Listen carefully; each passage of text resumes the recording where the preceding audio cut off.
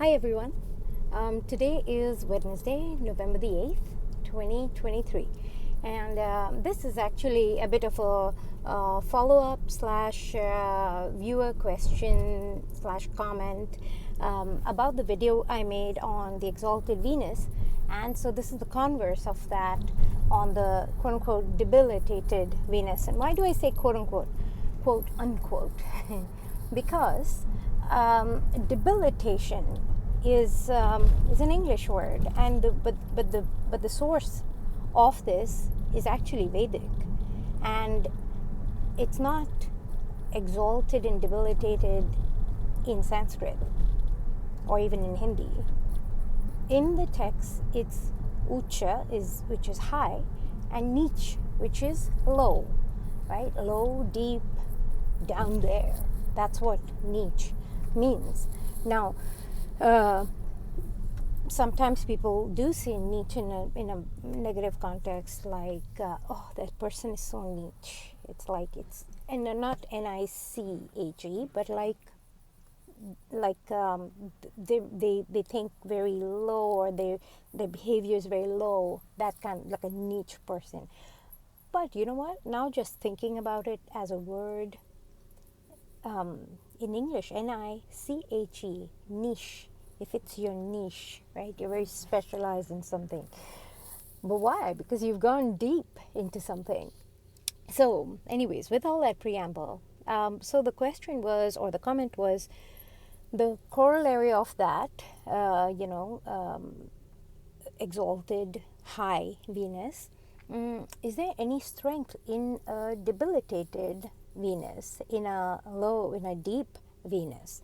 Now, first of all, Venus meets that debility point, or that point of where Venus is in the depth. Venus meets that point in the nakshatra of Chitra, within the zodiac sign of Virgo. But that's more secondary, I would say, because these points of exaltation and debilitation, and yeah, I'm just using the word just to keep it consistent, but these points are actually little degree points. They're not the entire sign, so to speak. I know that we suddenly went from Venus is exalted in Revati Nakshatra to Venus is exalted in the entire zodiac of Pisces, which in the Western system, I think, becomes Aries actually. And so you say, what, huh? So if you try to conflate the systems, it gets all messed up. Which is why then people think astrology is all BS, because the craft itself is so esoteric, and the people won't take time to look at it in depth, and then it just gets all messed up. So, but if you keep it pure, if you keep it true to the point that it's a certain point in a nakshatra, in the star system, right? Then yes, Venus is exalted in Revati, in the very last degrees, in the fourth pada, basically. Again, why? Moksha, right? That's why. But why am I saying that? See the other video. Today, on debilitation of Venus. Now, why does Venus get debilitated in Chitra? Chitra, the nakshatra, at the heart of it. Okay, so this goes to the sort of gunas. The gunas are what? Rajas, tamas, and sattva. Right? Rajasic is that impulse to create, produce, and be creative, and tamas is when it is manifested fully in solid, realized form. And sattva, sometimes it's viewed as pure, but it doesn't mean pure as in the sense of like pure clean. It is by default clean, but you'll understand why it's clean when I explain the real meaning of sattva to you. Sattva actually means real, like as in real, tangible, coherent, true, authentic, pure, in that sense. So, for example, 24 karat gold, right? I'm back to gold right there.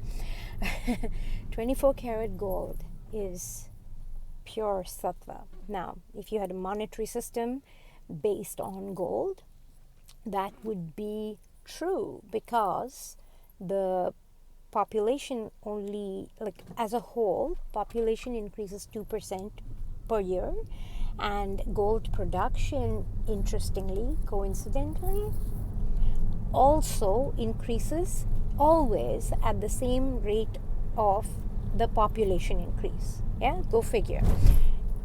That's sattva, that's true, that's pure. It's, so something based on something super pure, like organic. Well, is just having an organic label sattvic? No. If it is truly, like, the soil is pure, the seed is pure, the process that goes into watering that tree is pure, everything is pure, and then it's extracted, made, created, and that whole thing is pure, that is sattva. But anyways, I've gone way off tangent. In the nakshatra of Chitra, right? And who is the deity of Chitra? Isn't it? Is it Twastar or is it Vishwakarma? I'm wondering if it's Twastar. Am I blanking on this? No, Savitur. Savitur is Vahasta, and yeah, I believe it's Twastar. And that's the celestial architect, right? So now, hang on, there's a reminder going off there.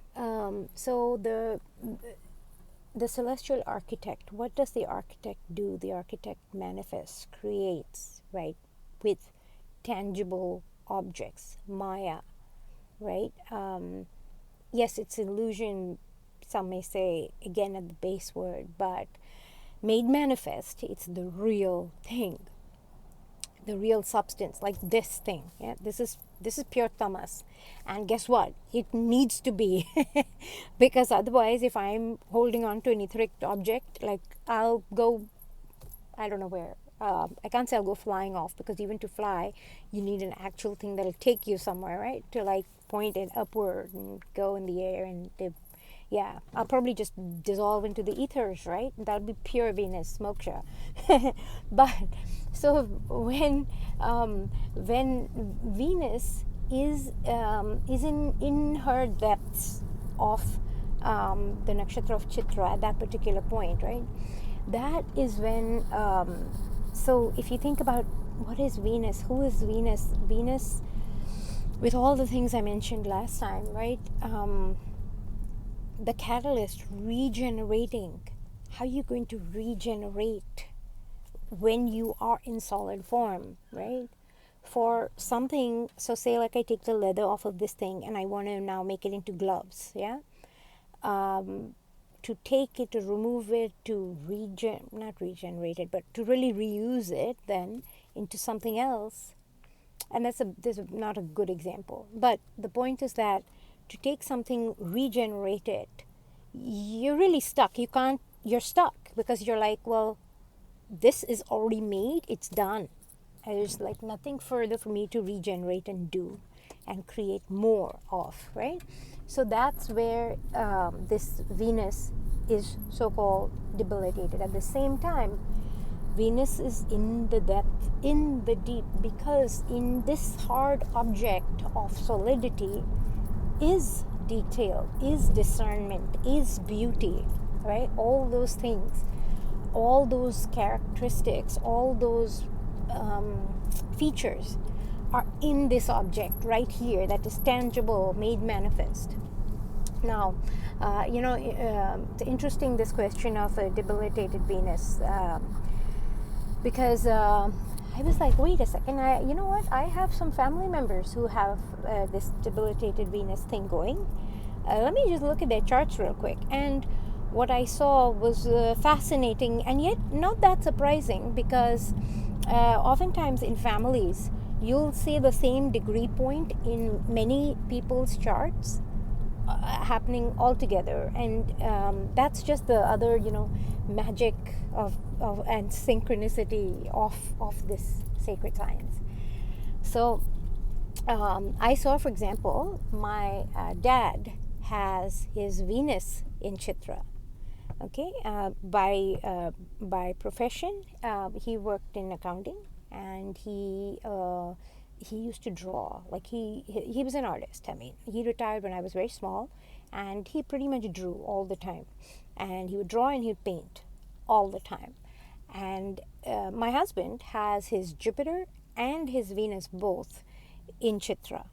Okay, he's an accountant. He used to be a CFO of a biotech company. So he's still, he's not the CFO of this company, but he's still in finance. Still does the same kind of work. He's a CPA as well. My daughter has her Ketu in Chitra. And oh my God, if you see my daughter's art, I don't have anything of hers on me, but her art is just wow. Like, and she'll draw anywhere, okay, like just anywhere at all. And right enough, I mean, her Ketu is in Chitra, like that's just like that just comes, it's what comes to you naturally, right? Your Ketu is like your point of like max creativity. I think I mentioned that in a different video altogether about why Ketu is the point of max creativity and also the point of like nothingness, right? But my daughter has a Ketu there, and so it's interesting, and it's all on the exact same degree point. Yeah. So what is the strong point of having a Venus in Chitra? What I found is that when Venus is deep, right, as in Chitra, okay, sure, there may be a lot of other challenges, struggles, and things that that a person experiences when Venus is in Chitra, but their sense of their artistic sense, first of all, is absolutely brilliant. They are very visual. Okay, now you may say, also my husband and my dad both have Venus in Chitra, and my husband has Jupiter also there. But you can say, so I mean, both these examples are men. Well, men are visual people, visual creatures, but no, it's not quite like that. Having a Venus in Chitra brings a level of discrimination and like discerned thing of beauty that is so precise. It can always be annoying, okay? You can, okay, so say I wear anything that's stupid, which I very seldom do anymore, but, well, who knows, we all have off days.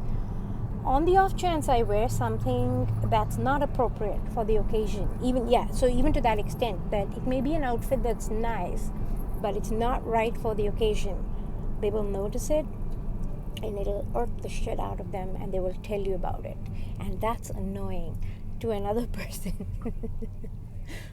It may be fine for them, but it's annoying to another person because you're like, oh, what is this good enough? You get annoyed, right? Especially since I have a Venus in Revati, so where I'm like, who cares? But who cares? A debilitated Venus person cares. And this is also the great irony. People would think that a person who has an exalted Venus is very beauty conscious and is very, this and that, and like wears the right thing. And that. No, actually, it's the opposite, because the person with a quote-unquote exalted Venus already realizes this is all gotta go. This is all unreal. This is all illusion, right? You already got that. So you're already aware, right? I had heard this excellent astrologer and even better astrology teacher Navneet Chitkara. He has a channel called Astro Scientist Navneet Chitkara. I've taken a class with him as well. He's absolutely brilliant. He's brilliant but more than his own brilliance is his ability to teach, because he goes in a very precise way, and it teaches very logically, in a way that like you yourself go like, whoa, well, yeah, of course, it's self-evident, the way he explains it. So yeah, he's a brilliant teacher. Highly recommend checking out his channel and his school as well, because he has an academy. Where was I with that? Oh yeah, so the exalted Venus person is like, it doesn't matter. This is all going to, ashes to ashes, dust to dust. It's fine. It's gone, and it's all Maya. But the person with this quote unquote debilitated Venus is very, very particular of what things look like, what beauty is. They also, what I've noticed is they're actually they're really good at reciprocity.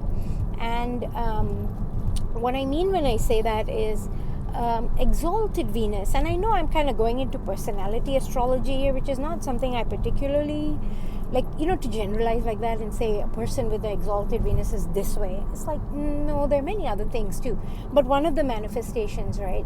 A person with an exalted Venus might give unconditionally, because it's moksha, right? They don't care. Like that thing of, oh, how much should I charge for this? That exchange factor that happens, that kind of is doesn't quite work. And you could say that the reason it doesn't quite work is because Mercury is quote unquote debilitated. Mercury is the little businessman, right? Mercury is debilitated in the sign of Pisces, not quite the whole sign of Pisces, but I believe it's the nakshatra of Uttar Bhadrapada, okay? But generally speaking, because Mercury tends to debilitate here, that sense, and Venus is exalted, you could say from a sign perspective that that's a Neech Bhangaraj Yoga, and which means that the debilitation of Mercury is cancelled out. But why is it cancelled out, right? It's cancelled out because of this factor of unconditional giving, right? That Venus, that an exalted Venus has. But a debilitated Venus, because it doesn't have this thing of unconditional giving, it's actually very calculating in a sense, and it won't give unconditionally. And instead, this is where, like, the big strength is that people with this quote unquote debilitated Venus actually end up being quite wealthy, because everything is like, well, if I'm giving this, what am I getting back, right? It's very trady, and that calculation, that trade. This is why Mercury does like really well. I don't think, I'm not sure if it's in Chitra, but I think it's in Hasta. But regardless, it's in the zodiac again. Sorry, I'm breaking my own rules here. So Mercury is exalted in Virgo, as they say, but I believe it's actually Hasta, because Hasta is the hands, right? Making, creating cool things, giving, taking, the trade, right? So yeah, but coming back to this, what I've noticed, how this shows up in people is folks with this quote unquote debilitated Venus tend to manifest a lot of wealth, and and are really good at sort of asking for what they want, asking for what they deserve, making sure that they don't give unnecessarily. They don't overgive. They will only give. They will always, that in the back of the mind, right? There's always the, what am I getting back for this? It's never like an unconditional, like, yeah, I'll just give. And so they may be on the quieter side, because even speaking is like you're giving your energy, right? So they won't waste their energy. They won't like give. unless there's something they're getting from it, right? They just won't do that, because it's like, why? They'll speak when it's required, when it's monetized, when there's some profit involved, then. And you know what, I must say, Venus actually is is a very discriminating planet, or is a very discriminating being. Yeah, Venus is all about discernment also, and that, like, strong discernment power, that strong ability um, uh, to really, I don't even know what the word is really.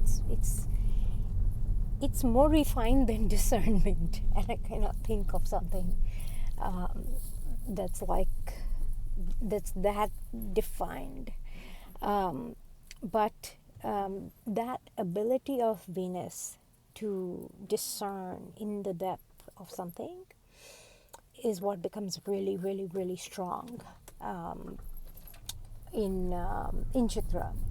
Um, However, because it goes so deep in that process, its true um, its true nature, Venus's true nature of giving, of releasing, of moving, is all gone, because she's stuck in one place in a solidified form. And in that form of being stuck, all she can do is discern and refine and spin around, and and I mean, make some great reciprocal trades, make good business, make good money, make good art. Um, but the true purpose of release is what's absent there, right? And that's why it's called debilitated. But also, that's the strong point of Venus in debility. So yeah, so that's all I had for today. I hope this was helpful, and if you have any other further follow-ups, any other planets you want me to talk about, I'm happy to do so. And any topics you want to talk about, including the markets or anything, just leave me a comment, and I'll do my best to make one of these while I'm driving back and forth on my usual on my usual routes. And actually, okay, speaking of the back and forth, let me just say one thing in closing here. The people say that the metal of Venus is copper, and the metal of Mercury is mercury. I'm not so sure. Maybe that's right in the context of